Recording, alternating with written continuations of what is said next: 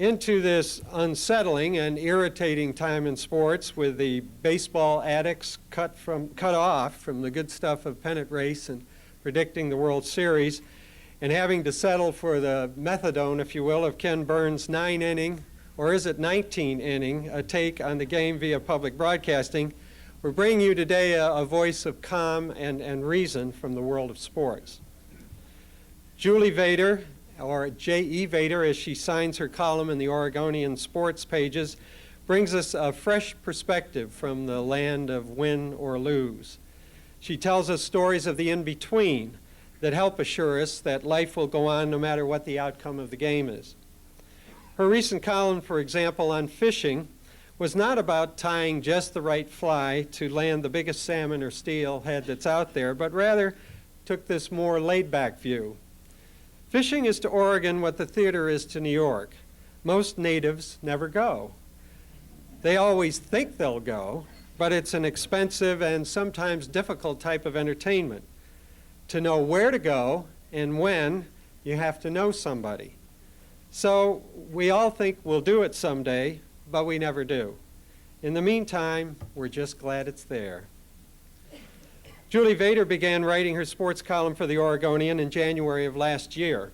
She got her start in journalism working as a reporter for Sports Illustrated, with responsibilities that included answering all the angry letters from readers after publication of the annual swimsuit edition. In 1989, she left SI to join a publication called The National, which was billed as the country's first daily sports newspaper, a new publication. However, it folded 2 years and $100 million later. Julie says that only a small part of that $100 million was her actual salary. She then became a freelance writer and part-time trail guide at Jack London State Park in California, and says she's still most comfortable speaking to audiences when everybody is sitting on horseback. And one last but important point about Julie, she's a graduate of the University of Michigan. As her boss at the Oregonian says, she bleeds Michigan blue.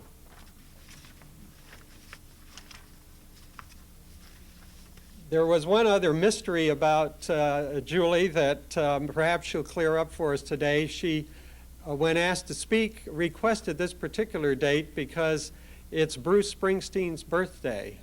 And perhaps we'll find out what the connection there is. In any case, we're very much looking forward to your comments, Julie. Please welcome Julie Vader to the Portland City Club.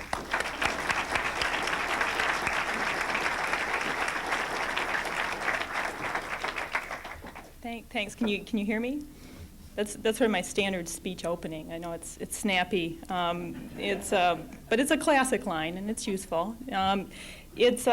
I'm not, as you've already figured out, as you've already grasped, I'm not a smooth professional speaker type. The first time I saw one of these, I thought it was a tip jar. And I need to, for you, those of you listening on radio, you don't get that. And I used to go through those airline magazines, and for a while there it seemed like they all had articles about public speaking and how to appear in public, 10 top tips. And I always flipped by thinking I would never need that. There's no way I would ever need that.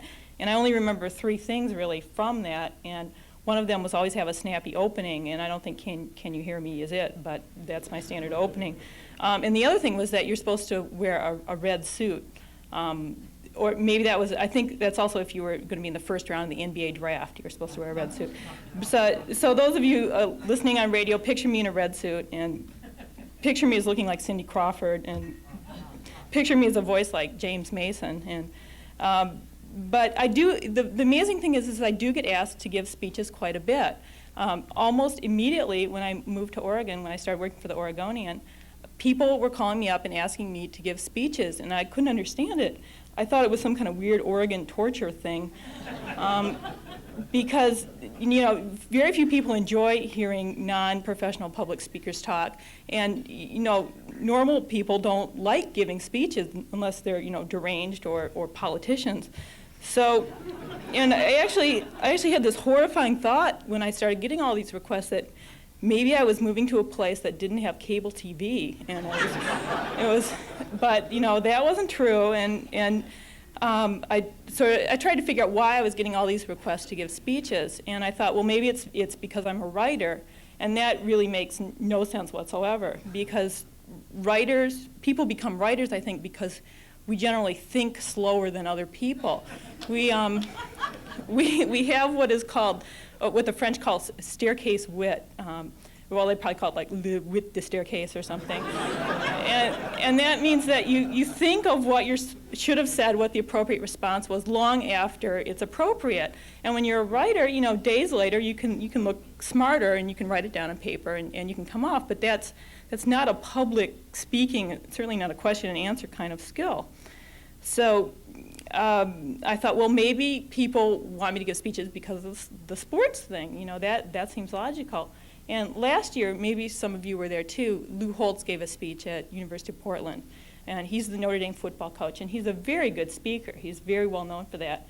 He has these funny anecdotes and a snappy opening, and I think he wore a red tie. And he's just very entertaining speaker, just went on and on. You couldn't get enough of him.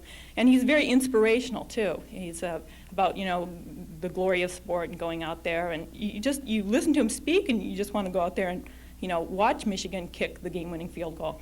But that doesn't really make sense either, because I'm not really a sports figure. I'm not Lou Holtz. I'm taller and way more than him. But it still has to be job related. Why in the world people would ask me to give speeches? And I started to think that maybe it's because in my job, what I do is I watch people who are really successful when it's very clear cut when they're successful. That's one of the very appealing things about sports, is it's very cut and dry. You win or you lose. You score more points than someone else. You're faster or you're stronger. When, as we all know, in real life, everything is a lot messier and a lot more ambiguous and a lot grayer. So we look to sports, and we look to people who win and who become champions as unambiguous successes. And it's my job to watch them become successes, and I usually get to watch to eat free food while I'm doing it. And then I get to ask them about it immediately afterwards, sometimes even before they've had a chance to shower. So maybe what people want from me is sort of, what lessons can we learn from this? From the world of sports, what steps do you take to become a success in sports that then we can all apply to our own messy and miserable lives and think of ourselves as successes?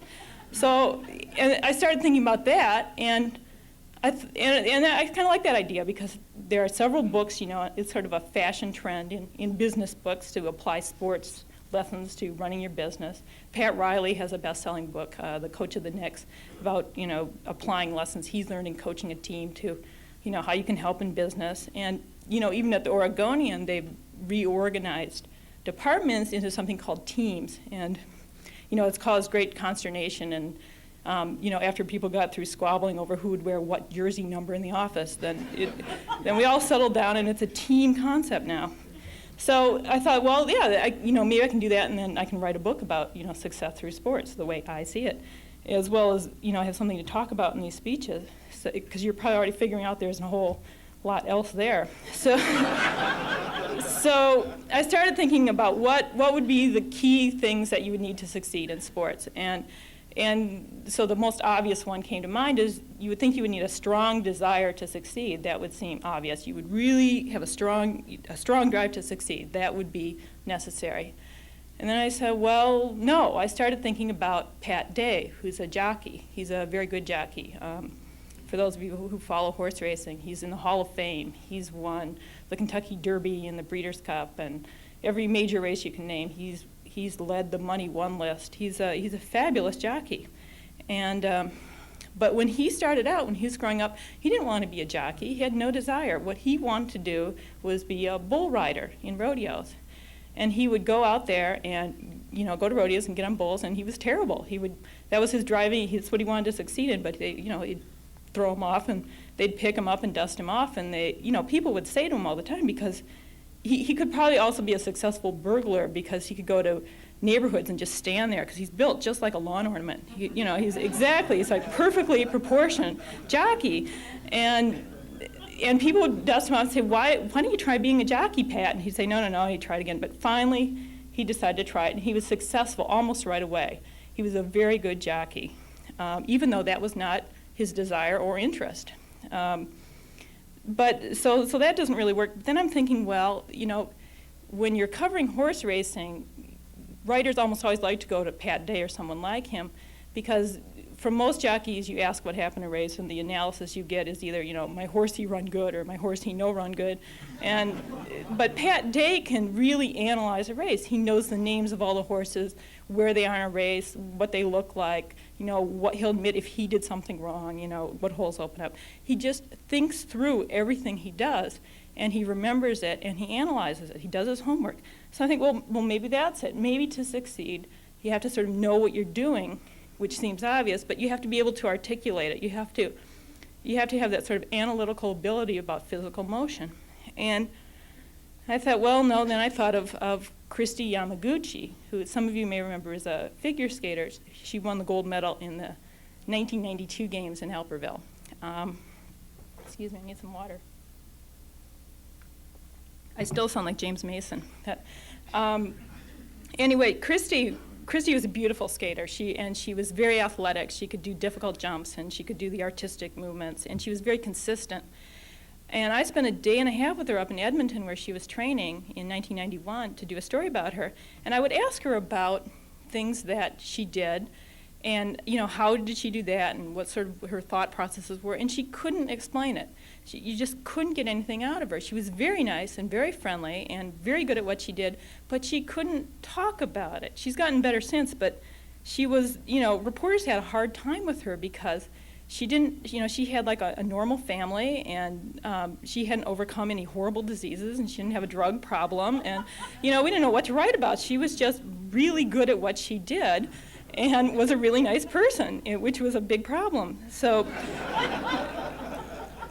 and she was, you know, you'd have to work around her. And that's not unusual in the world of sports. When Joe Montana started out, Joe Montana's a quarterback, a football player.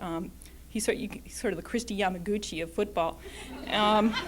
When he started out, he was also a terrible interview. He would, you know, reporters would talk to him in the locker room, and he'd look down and mumble, and, you know, a few cliches would come out. And you couldn't write about what he said, but he simply went out and did stuff better than anyone else. So there goes that theory out the window. So I thought, well, maybe it's, you know, to succeed, you have to have natural, easily apparent talent. You know, there has to be some kind of natural, obvious talent there. And then I think, well, that's not really true either. And I thought of Paul Coffey, who is a hockey player. I think he's with the Red Wings now, but he won Stanley Cup rings with both the Edmonton Oilers and the Pittsburgh Penguins. And he's an offensive defenseman, which is not an insult. It may sound like that. That just means that he's a defensive player who scores a lot of goals. He's actually a very attractive offensive defenseman. But he was told in his hockey career, really quite late when he was in junior hockey, that he didn't have it. He didn't have what it would take.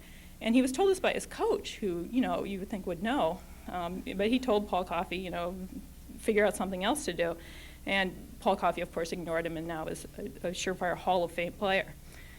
So, and everybody knows the story about Michael Jordan being cut from his 10th grade basketball team. I think that story's been repeated every hour for the past 8 years. Somewhere in the world, that story's being repeated. And now he's sort of living that again. He's trying to do something athletically that people are telling him he can't do. And we'll all see if he eventually succeeds someday. So, okay, so that's out. And I'm trying to think that the secret must be that, you know, as a scene sport, you must have superior athletic gifts. You must have the machine, the body, to be able to be a great athlete. And then, well, no, then I immediately thought of Wayne Gretzky, who is also a hockey player. And he's probably the most dominant athlete in his sport of our day. He's arguably the Babe Ruth of our lifetimes. He's so good at what he does. He dominates his sport so much. And if he were in this room and if he took off his shirt up here, everybody in this room would be thinking, yeah, I could beat that guy up. He's the most unimpressive looking physical specimen. It's like the common line on him is that he's built like a paper boy, and that's, you know, that's the nicest thing people say. But he is the best his sport has ever seen. He is without parallel. So, what can we learn from all this? And I'm thinking, well, the only thing that these people have in common is that they're all champions, they all succeeded in their sport, and they've all talked to me.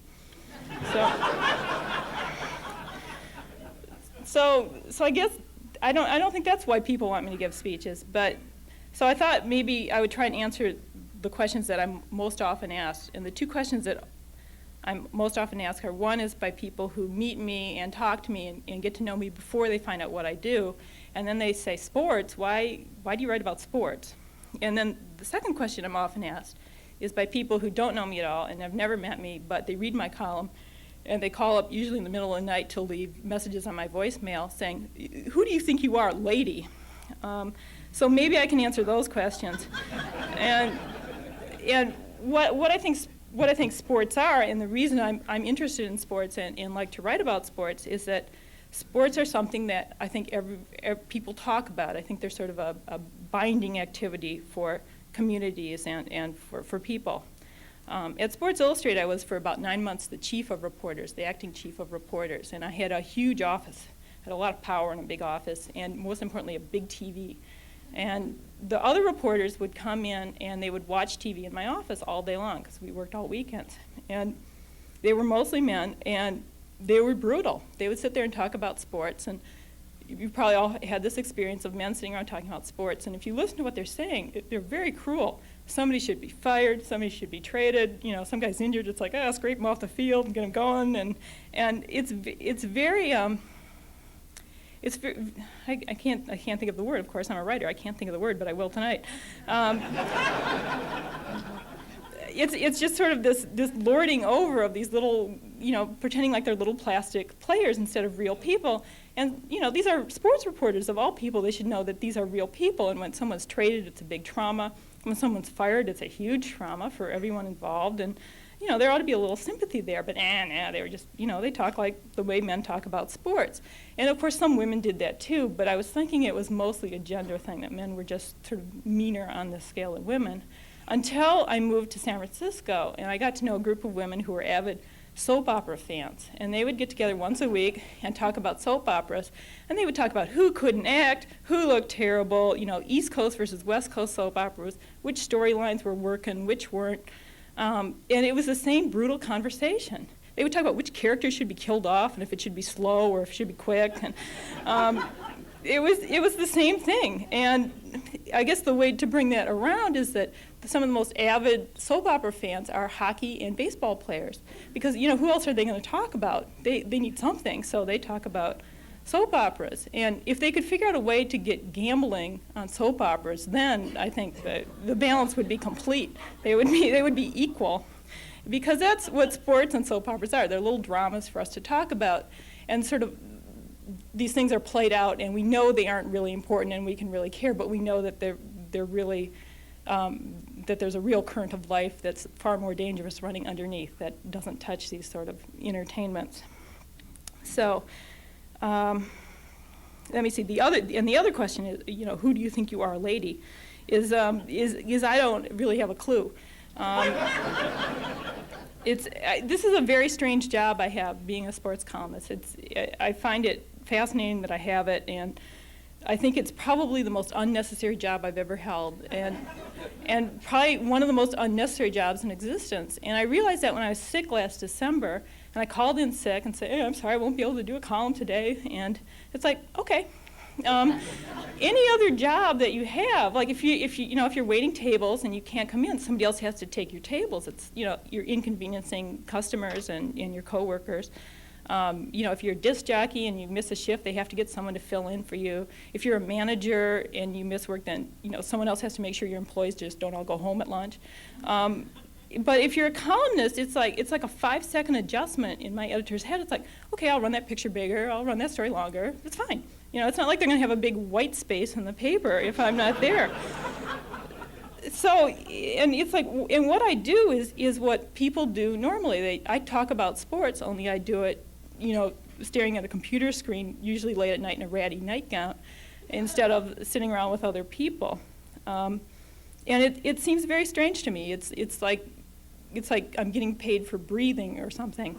But I'm not about to give up the job, because I like it very much most days. And even though you do get asked to do public speeches a lot, and so I guess now I guess it's time to move into the uncomfortable question and answer part of the forum. Oh, and the third piece of advice that I remembered on public speaking, you'll be happy to know I disregarded, as well as the other two, that you're supposed to imagine members of the audience sitting there in their underwear, which someone thought would be relaxing somehow.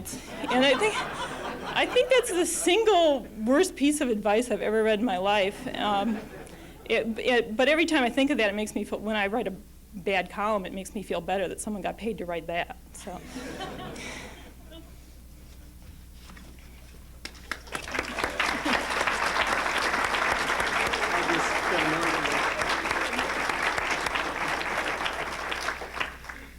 Thanks, Julie, for your delightful comments. I meant to mention in your introduction that sports columnists, of course, aren't known for their objectivity, but that you do try. In her preseason prediction on college football, she actually placed Michigan, remember she bleeds Michigan blue, third behind Notre Dame and Nebraska. And when she got to the comment on Michigan, which she first called a fine, fine institution, she said, if the Wolverines beat Notre Dame, which, as you know, 2 weeks ago they did, it will be the happiest day in the history of the universe. So that's pretty objective. We are open now. We're open now to questions for Julie. Please use either one of the microphones. Identify yourself and as a member, and briefly give your question to Julie. Before we get to the club members, Pete has the first question. Julie, thank you for coming today. I enjoy your column. For the radio audience, I am wearing pants. I'm not only in my underwear. I see that you've got a fish pin on, so you're becoming acclimated to Oregon. I can't see what kind of fish it is because I never get out fishing. But part of I think becoming an Oregonian is to follow the Blazers, and you've undoubtedly been doing some of that. I wanted to ask you, given the Blazer salary cap problems, and I'm not asking for a lecture on salary caps because none of us want to do that, but are we just destined to be lousy for a few years until we get through this time period of contract trouble and that sort of thing, or can the team turn around in the next year? I'm asked that often, and I have no idea. I know I'm supposed to know, and I'm supposed to have a firm opinion on how the Blazers are doing it every single minute, but I don't. I tend to be more interested. I tend to be more interested in the process of what a team does and how they're doing and how they're playing and of course what they're wearing, than if they're winning or losing. And with the new coach in, PJ Carlesimo, I'm really looking forward to this season as a reporter because he's a great quote, and you know, if they win a lot or lose a lot, it's going to be good copy. So who cares if they win or lose?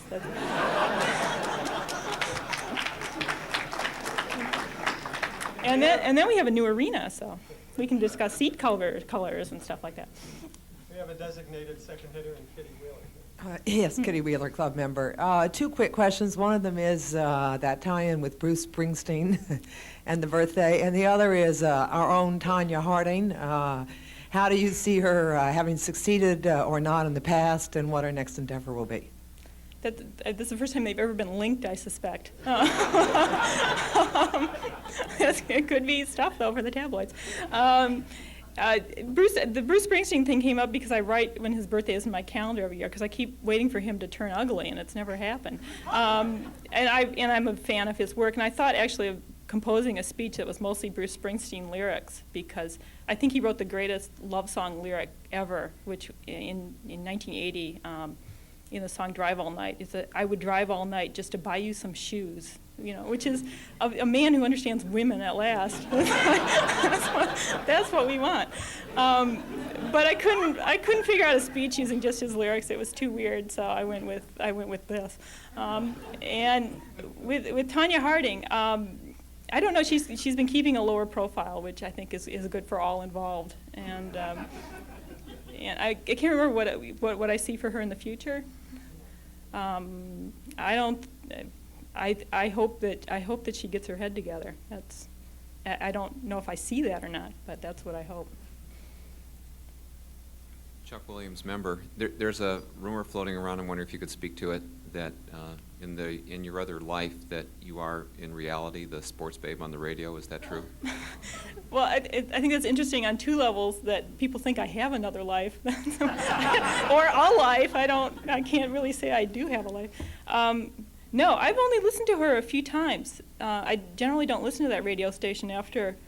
I listened to it last year, and the announcer, when I just turned it on, declared that I was the loser of the first 6 months of the year and almost drove off the road. So I stopped listening to that station.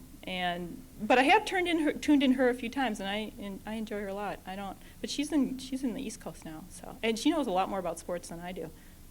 She really follows that stuff intensively. And I read Scientific American when I can. Dale Annis, member. Do you do the math problems in Scientific American? No. Do you? Occasionally. I'd be interested in knowing, of all the sports personalities that you've dealt with, who you find to be the most interesting outside of their sport, who that is and why, what's interesting about them. That's a good question, and I'll come up with a perfect answer tonight. The nicest athlete I've ever talked to, the one I've enjoyed talking to the most, is Brian Boitano, the figure skater. He is interested in food and dining and restaurants. He's sort of a San Francisco cosmopolitan type, and he's just a very nice person. And he's one of the few athletes that also asks reporters questions back about who they are and what they're doing and stuff, which is very unusual. It's discomforting. I'm glad they don't all do that. But when people ask which athlete do I like the most, it would have to be Brian Boitano. Barbara Clark, City Club member. This microphone is labeled in favor, and I certainly was happy to see your column come in. I thought you were the best news of the first 6 months, and I still read it every chance I get, and I really like it. And my question is, you didn't say why it was you happened to come to Oregon. Was that a choice, or did you just take the wrong plane, or what?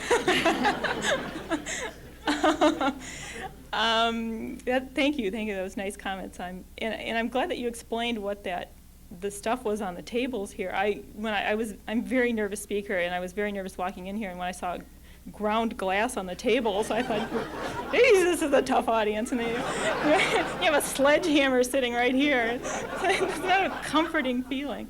I wish I could say that coming to Oregon was a plan, but I've never really planned anything in my life. And I'm asked occasionally to give speeches to schools and stuff, and I'm a terrible role model because they said, well, how'd you get your job? And it's like, well, I was on unemployment, and it was one of those weeks where you had to fill out a card showing that you're actually looking for work. And a friend called and told me about this job at this paper, and I wasn't interested. I'd never heard of it. I didn't know, Oregon. And so I filled it out so I would have something to put on the card to show that I was actually looking for work. And that's, the system works is the moral of the story. So here I am.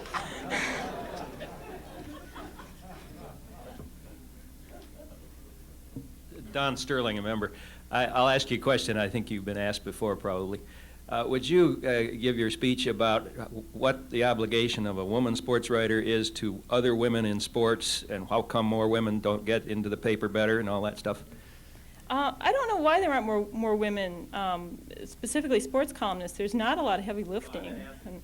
I thought you were talking about my job. Well, there are a lot more women in sports now than there were. I tend to get, I was born right in the middle of the baby boom. I'm like the most typical American you'll ever see up here. I'm the right age, I grew up in the Middle West, middle income. I'm just as average as they get. And I had no sports opportunities growing up. I had zero. There were none. I had a powder puff football game when I was a senior in high school, and I got penalized for tackling the homecoming queen. But we won the game. And that was my sports opportunity. So it's sort of like, I don't, what the responsibility of women are in sports, or what my responsibility is to report on them? There's a lot Or- of criticism of newspapers that they don't give enough space to women's teams. Yeah. And what are you women in sports writing doing about that? That's another way of putting the question. Yeah, well, that's sort of a debate within our industry. You know, when sports chicks get together, we had a convention this May and talked about what is our responsibility, and you know, I'm a sports fan in general. I think men can play sports too, and like to advocate their participation. And I tend to look at people doing sports as that's an activity, and I'm reporting on it, and I'm remote from it. And I'm not an advocate of one or the other. I don't think male reporters always see it that way. I don't know. That's a complicated question, and I'll think of the perfect answer tonight. So I don't have a snappy answer for that. Jim Westwood, City Club member. Actually, this isn't my question, but it might as well be because I had the same thing in my head. Jim Walder, my guest today, who's about to join City Club, asked me if I could ask it for him. And now he's not going to join? I don't know. We'll see. Is that my fault? Wait till I ask the question, and or after you answer it, and we'll find out, I guess. No, as a culture, we seem to have risen above some of the earlier sports like bear baiting and baby tossing and things like that. But could you tell us, in your view, why it is that so many Americans like football? Well, I'm one of those Americans. I love football, and I don't know what it is. I don't really, I'm gonna have to go talk to my boss. I don't really bleed Michigan blue just because it is, it just has the best football team on the planet right now, and he's like a Rams fan, so I think he's still upset about that. But I don't know quite what is so appealing about football, and if George Will were here, he could explain it all, and Daniel Okrent, they could interrupt every 5 minutes. I don't know. Extreme fandom and extreme love of sports is essentially irrational, and it's sometimes destructive. But as someone else pointed out to me, well, so is love, and the best and worst things in life are this essentially irrational feelings about it. So I'm not quite sure where they come from. Andrew Wheeler. I know why Jim Westwood asked that question. He watches spring training in Arizona, baseball, I think. My question for you is, what kind of fish is that on your boutonniere, and why? And do you go fishing a lot? And is it a bass? No, I don't. It's a fish that it's a real fish encased in plastic. But I was assured that no fish were harmed to make this. These fish that commit suicide, and then on this beach in Michigan, and then an artist comes along and encases them in plastic, and so I don't know what kind it is. It's a depressed fish. I do like to fish, though. I enjoy fishing, and that column about fishing, I mostly just wanted to go out with Bill Monroe and go fishing because I thought for sure with Bill Monroe I would catch a fish, and I was of course dead wrong. But no, I grew up we moved around a lot, but Michigan, Montana, and Minnesota, and my dad was an outdoorsman, and he taught me how to fly fish and things like that. But salmon fishing is something else altogether. It's incredibly complicated. I mean, how you cut the bait's head off is crucial. It's like you're a surgeon there when they're giving you instructions. So, see, this is another reason I'm a writer, because you can look at it and they say, that's really stupid, and you can just mark it out.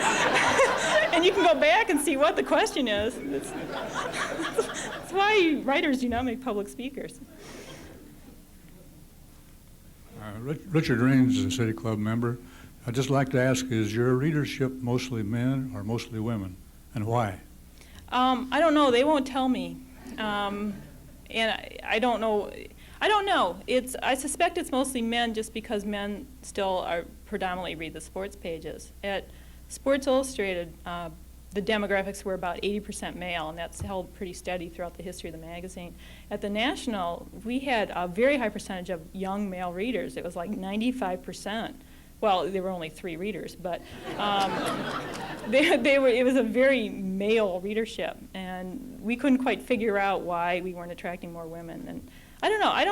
I don't think of my audience when I'm writing at all. I just write something I think I would be interested in. So I guess I'm writing for women anyway, not for men. But if they want to, the object, what my job is to get people to read the paper so their eyes, glance over and see snow tires in the Montgomery Ward ad. That's what my job is to do, to hope that they see that. I'm realistic about what they're actually looking for.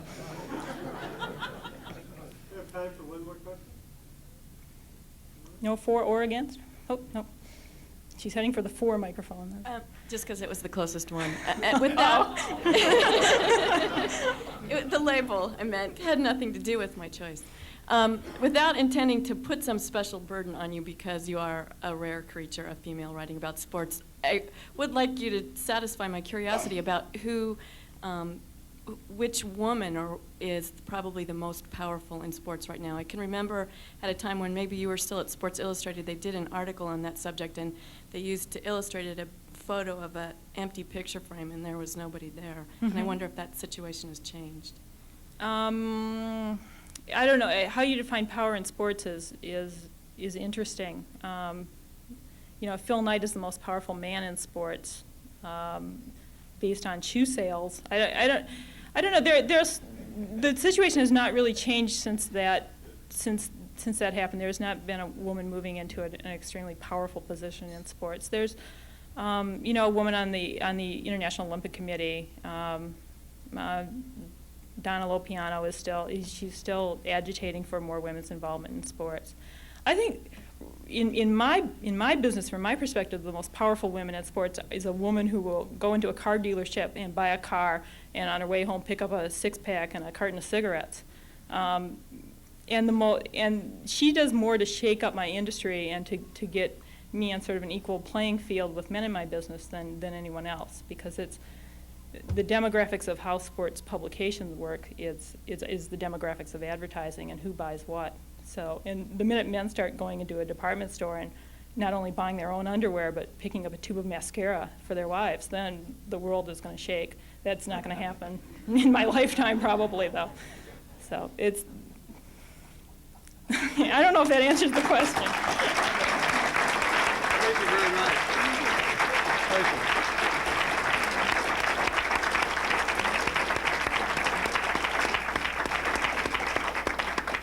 Thank you, Julie. The minute we get an inkling from your column that you've got that answer to the question, who do you think you are, lady, we'll invite you back again to tell us about it. Thanks very much. We're adjourned.